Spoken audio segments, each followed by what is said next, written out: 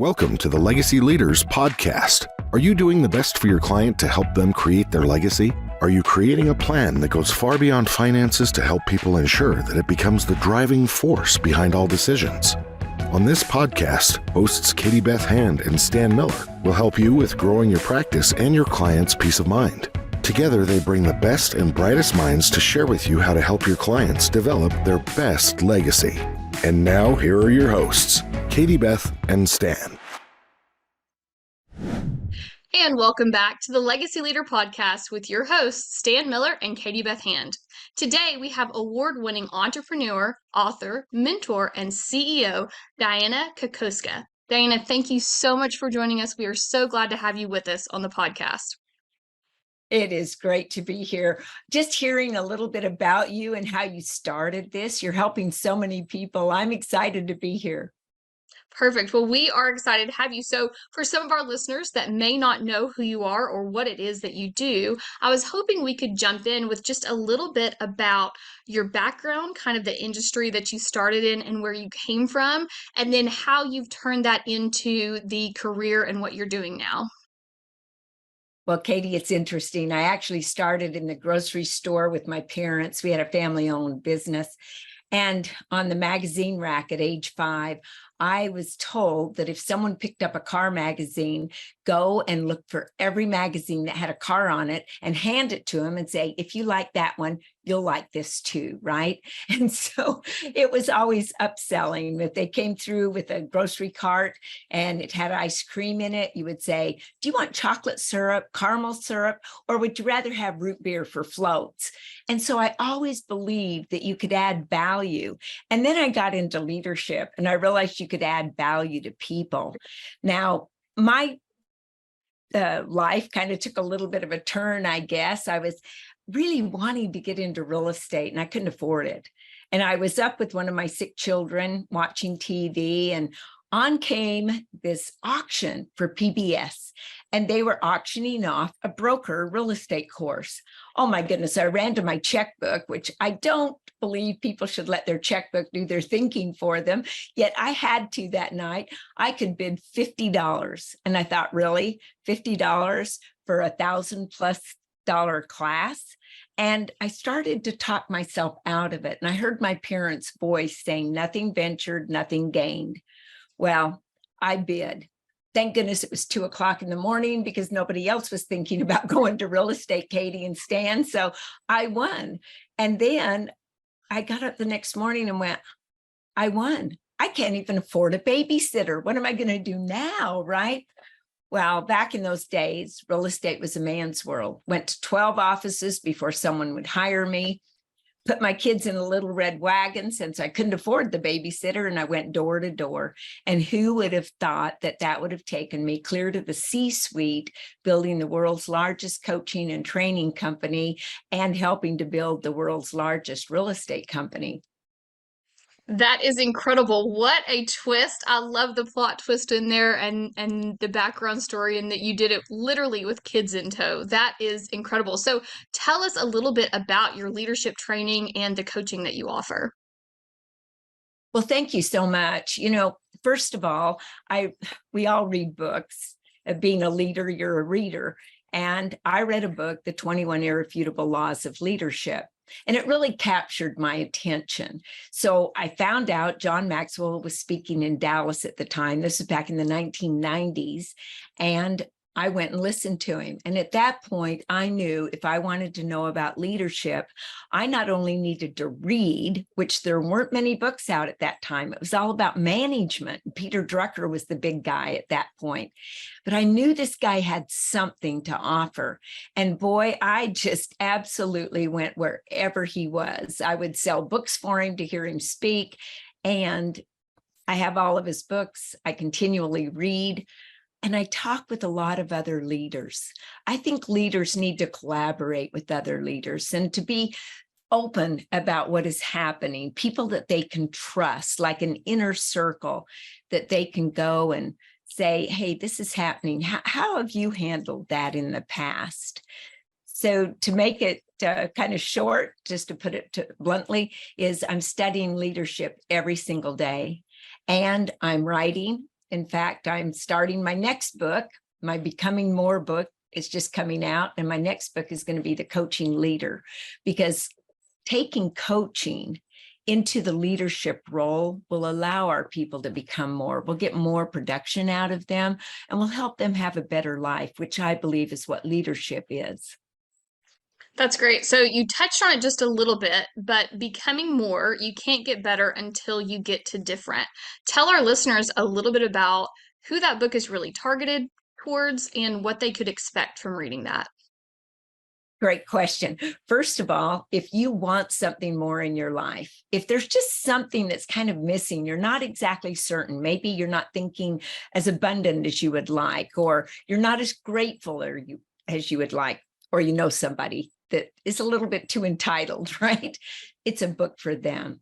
It's a book that will take you through this model that I sat and thought about. There's got to be a model to follow that could take me from not affording a babysitter to being able to afford things I never even dreamed of back at the time. And finding that model, it's so simplistic. It starts with our thoughts, which go into beliefs and values. They encompass and help our emotions, which make up our mindset and our perception of life.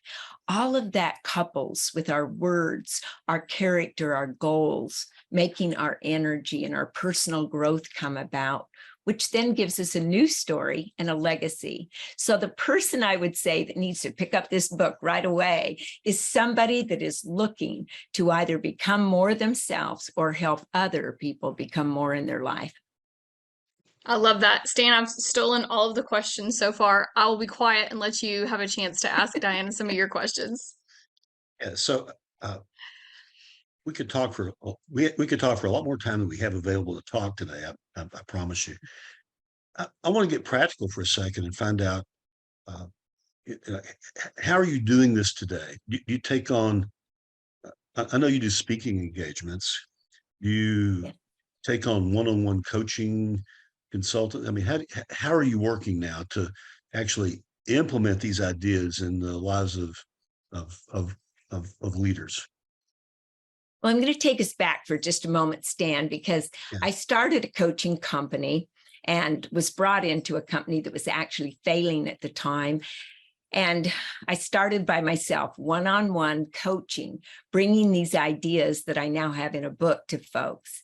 Well, building that to 357 coaches, I stepped out of the coaching and I started teaching other coaches that did one-on-one coaching, then 80 coaches that did group coaching, and 57 coaches that actually went into offices, into buildings, into real estate companies, teaching the people the things that I felt, which was about mindset primarily, because that's 90% of our success. Right now, I just help people that call me, and through the speaking engagements primarily. I still love coaching. I love to teach coaches the models and systems that allow people to coach to their highest potential. So I'm kind of on the back burner of that, just helping everyone that gives me a call. I've noticed some of the core concepts and core techniques that you use really, really intriguing. One thing I know about you is that you recognize a value that I've given a lot of talks about myself, and that is the power of gratitude to be a success catalyst. Talk about that. You know, we can't be in negativity and be grateful at the same time. Our brain won't allow it. And so I believe that when you get up in the morning, before your feet ever hit the floor, if you can just think of 5 things that you're grateful for, and throughout the day, we all have those negative things that hit us. We have times that we just want to scream or yell at somebody, or maybe even hit a pillow, right? Yet, if we just get up out of our chair, walk to the coffee machine, thinking about things that we're thankful for, and then on the way back, say, I am grateful for, and just reiterate all those things, all of a sudden we're in such a better mood and we can handle whatever is pressing us at the time. Otherwise, anxiety and stress, which is an all-time high, I personally believe by putting gratitude in our life, anxiety goes down. Depression is not allowed in your life when you're grateful because you're thinking about other people. And it puts great chemicals. See, every time we have a thought, a chemical is released into our body. And those chemicals are stored into our cells up to 3 days. Now, the interesting part when we think about this is alcohol is a chemical, right? Yeah. And drugs are a chemical. And if you can get hooked on alcohol and you get hooked on drugs, I personally believe we can get hooked on our thoughts. So when we keep our thoughts of gratitude, putting great chemicals into our system, we not only have great thoughts, we have great health to boot. It's amazing. That is certainly wise words. Sorry, go ahead, Stan. Yeah, yeah. Something else that you do that I find personally really intriguing is that you're really into NLP, and I know a little bit about it. You know, I went to a weekend coaching class 25 or 30 years ago, and I was really kind of blown away with the power of what you could do with those techniques. But I think you've taken it way further than I have. So tell me how you use in neurolinguistic programming in the work that you do. Thank you for that question, because this is very important to me. When we can help someone overcome fear, we can help them become better, have more confidence, because confidence is an energy that just makes people beautiful. Let's just face it, right? So there's a context and resource I talk about in the book. And I've seen this over and over again, Stan and Katie, where I put down a piece of paper that says context and a piece of paper that says resource. And I ask someone, what is the time in your life that you just weren't confident, something that they want to get over? And they express it. And I go deeper and deeper. And I have them stand on the context page of what happened, how it happened, how they felt, getting all that negativity to boil up, right? Then ask some questions to do what we call a pattern interrupt, like spell the name of the street that you live on backwards, just to get their brain kind of going different. And then they go on to resource. Now on resource, I have them bring up a time in their life when they felt confident. They were just at an all-time high. And the person I write about in this book literally would not make calls. She wanted to help people, but she would not make any calls. The resource that she went to was when she was a runner in Las Vegas, Nevada, and she pictured herself on the starting line, and she knew that she was just going to ace the race, which she did. She won many races, and we brought all of those feelings back up. And we kept going back and forth from context to resource until finally I could see in her eyes she was ready. And we brought the resource back to the context and now had her make phone calls. Oh, my word. She blew everybody away. And when you read about it, it's in her own words in the book. She definitely says she walked in thinking she didn't belong in the room because it was leaders amongst leaders. And when she went to sit down, she knew she belonged in this room. She went from having one of the lowest offices, production-wise and recruiting-wise, to one of the top in Southern California. So by connecting all that negativity with all that positivity, what you found is that the positive thoughts effectively wiped out the negative thoughts, leaving the positivity, right? Right. Just making new neural pathways in the brain, right. Because as you already know, the more we have a thought, the more that embeds in our brain, much like walking across the grass, right? You keep walking on a trail, it goes deeper and deeper, making a rut. Well, that's the way our brain works, because nerve cells that fire together wire together. The greatest thing that I've learned in NLP and NeuroLinguistic is the fact that nerve cells that no longer fire together, no longer wire together. So we're taking things that we don't want to do, replacing those with things we do want to do, and allowing ourselves, training our brain to help us achieve what we desire. So NLP is sounds like a pretty powerful tool in your toolbox. What are one or two other core techniques that you use to bring about this mind shift? Well, there's many in the book. One that I can think of that helped me in my leadership. I don't know if you've ever had an opportunity or a challenge where two people under your leadership maybe didn't see eye to eye. I don't know. Maybe you've been a leader that's never had that happen. I can't imagine yet. There's not in the last hour or so.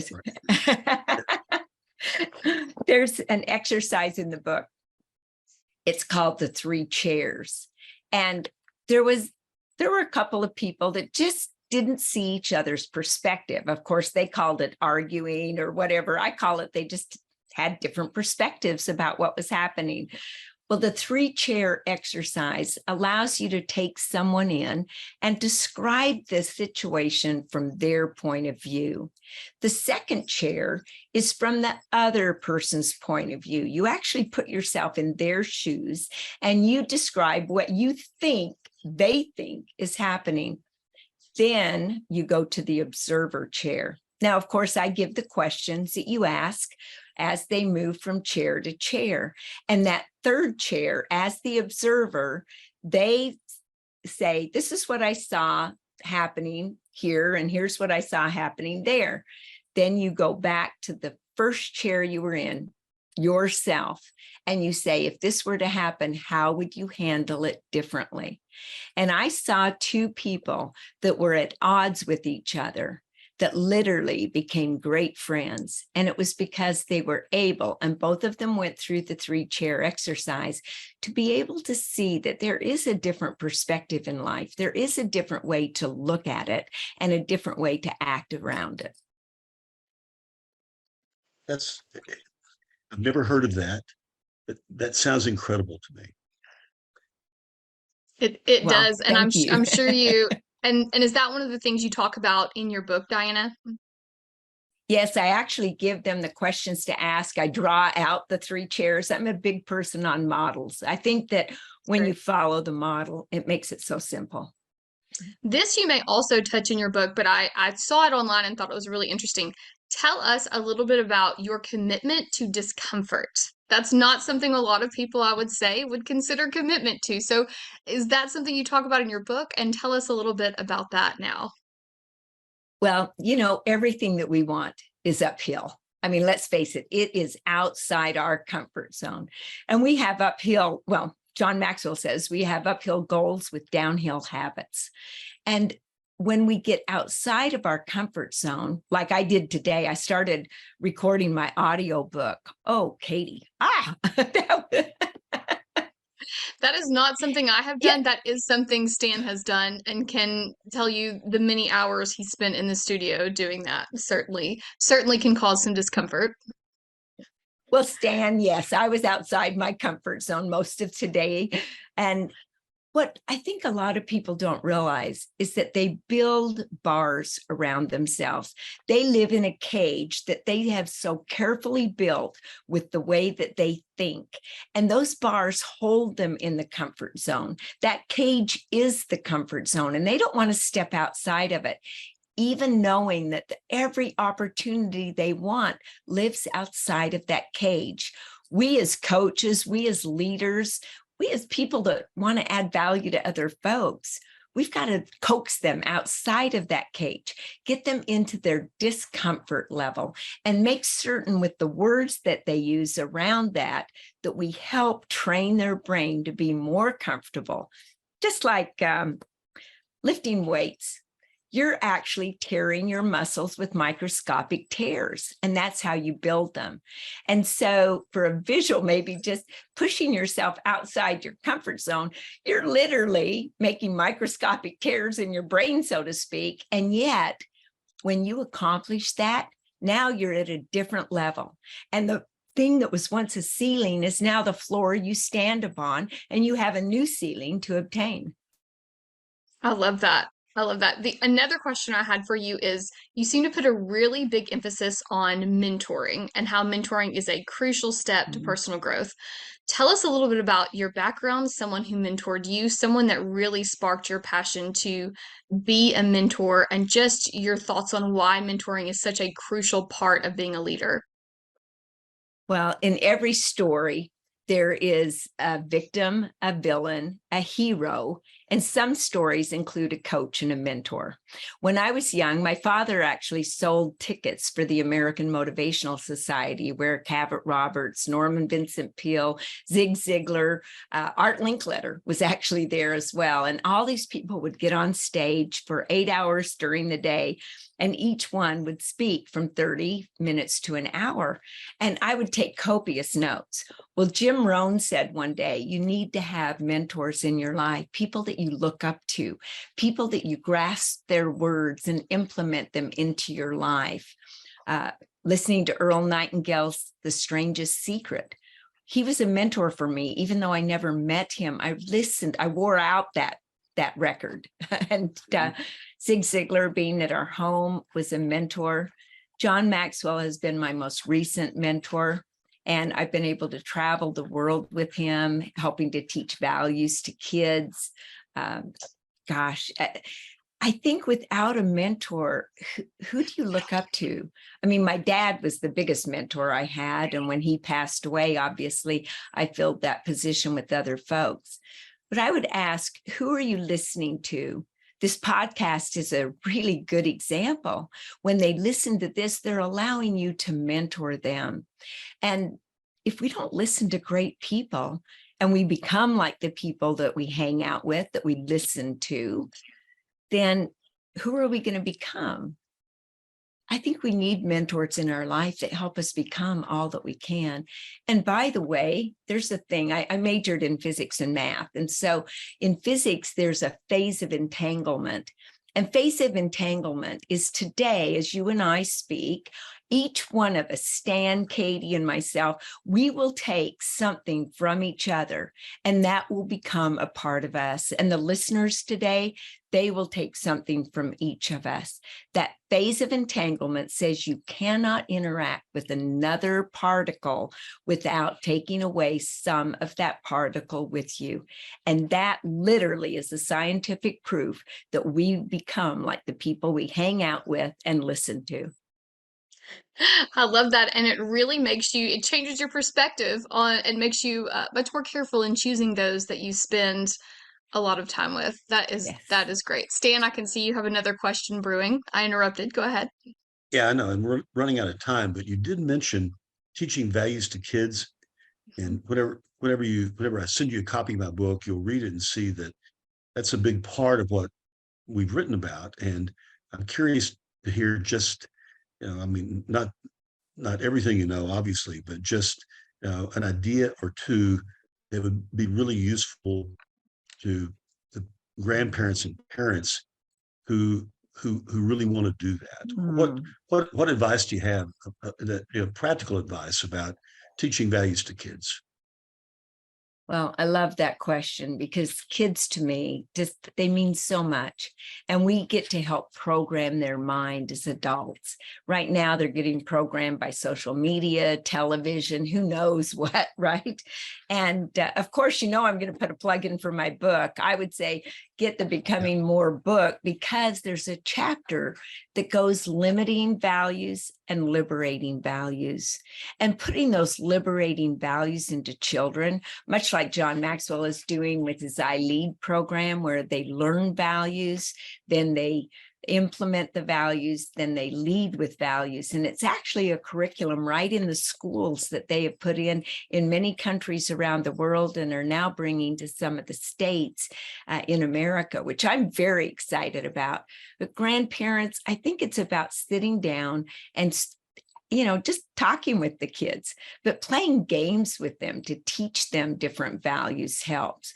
Playing games with them. Well, for example, I played a game called the Match Game with my granddaughter. It's where you put cards down on the table face down, and you turn one card over and you turn another card over. And if they match, you get to keep them, right? And if they don't match, you got to turn them back over for the next time.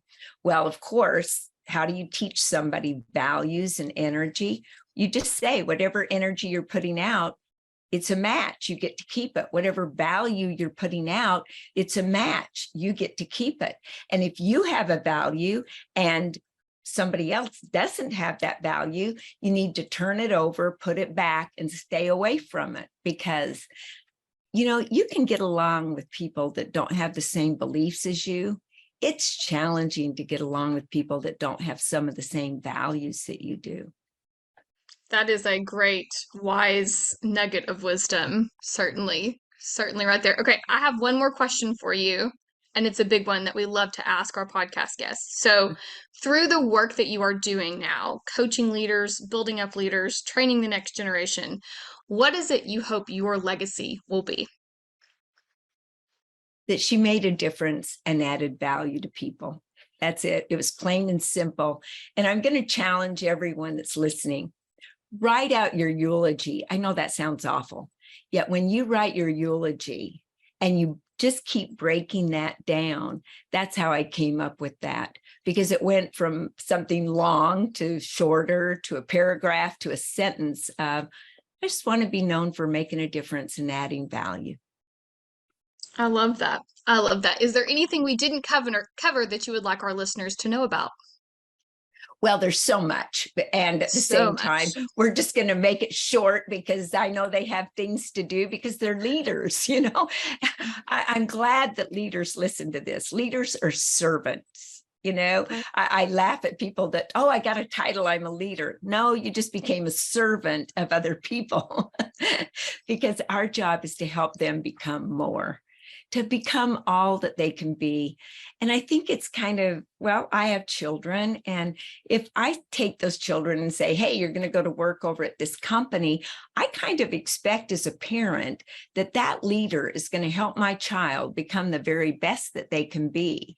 And so as leaders, I think we've got to look at every single person that follow us as how can I help them achieve what they desire, even if it's not what I desire for them, which sometimes means you get them out of your employment because they want to do other things.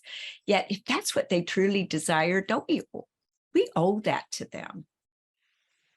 Absolutely. Great stuff. Well, everybody, thank you so much for listening. This has been the Legacy Leaders Podcast with your hosts, Stan Miller and Katie Beth Hand. Our guest today was Dianna Kokoszka, and for more information about Dianna and the work that she does and her book, you can visit diannakokoszka.com or becomingmorebook.com. And for convenience, we will link both of those in the show notes for you. Dianna, it was such a pleasure to meet you. We may have to have you back on again sometime. There's so many talking points we didn't even get to today, but thank you so much for joining us. We really enjoyed having you on the show. Thank you so much. Appreciate you both very much. You've been listening to the Legacy Leaders Podcast with Katie Beth Hand and Stan Miller. For more information on them and the show, please visit pinnaclelegacylaw.com. If you like what you've learned today, do share the program with your friends and subscribe wherever podcasts are found.